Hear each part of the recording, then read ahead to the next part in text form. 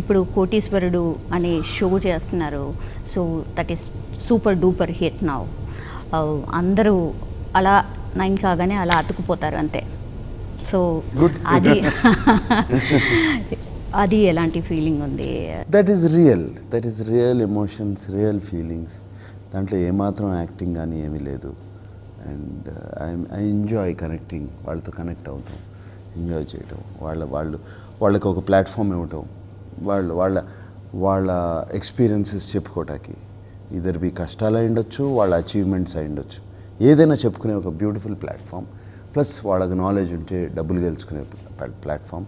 ఈ మధ్యనే ఒక 50 లక్షలు గెలుచుకెళ్ళారు, 25 లక్షలు అయితే చాలామంది గెలుచుకెళ్తున్నారు. And I'm very happy. వాళ్ళలో చాలామంది ప్రాబ్లమ్స్ ఆ షో తీరుస్తుంది, కష్టాలని కొంచెం ఏమాత్రం తీరుస్తుంది ఆ షో.